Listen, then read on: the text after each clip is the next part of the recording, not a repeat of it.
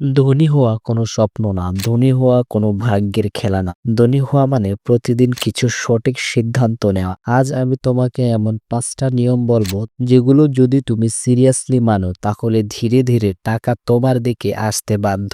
এই ভিডিওটি শেষ পর্যন্ত দেখো, কারণ শেষ নিয়মটাই সবচেয়ে গুরুত্বপূর্ণ। নাম্বার ১, ধনী হওয়ার সিদ্ধান্ত নাও। বেশিরভাগ মানুষ বলে আমি ধনী হতে চাই, কিন্তু ধনী মানুষ বলে আমি ধনী হব। এই দুইটার মাঝে আকাশ পাতাল পার্থক্য।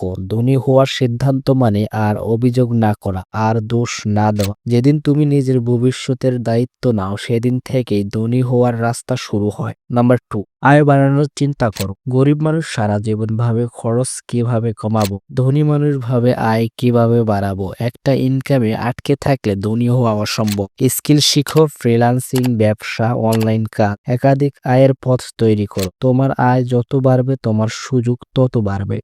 রুল নাম্বার 3, টাকা জমানো ও নিয়ন্ত্রণ ধনী মানুষ বিলাসী নয়, তারা নিয়ন্ত্রিত। ১০০ টাকা আয় হলে আগে ২০ টাকা সেভিংস, তারপরে খরচ।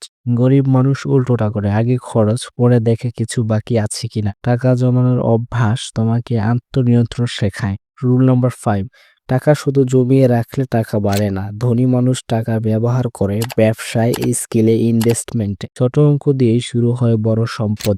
যে টাকা কাজ করে না সে টাকা তোমার জন্য বোঝা। রুল নাম্বার 5, ধৈর্য প্লাস ডিসিপ্লিন। ধনী হওয়ার সবচেয়ে কঠিন নিয়ম এটা।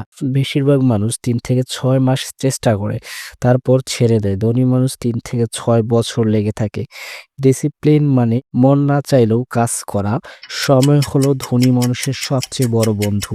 সবাই ধনী হতে পারে, কিন্তু সবাই নিয়ম মানতে পারে না। ধনী হওয়া কঠিন না, নিয়ম মানা কঠিন। আজ যদি এই 5টা নিয়ম মন দিয়ে শোনো, আজ থেকেই প্রয়োগ করো, তাহলে কয়েক বছর পর তুমি আর সাধারণ মানুষ থাকবে না। যদি এই ভিডিওটি তোমার চিন্তা বদলায়, সাবস্ক্রাইব করো। থিঙ্ক রেজিবিডি একজন বন্ধুর সাথে শেয়ার করো।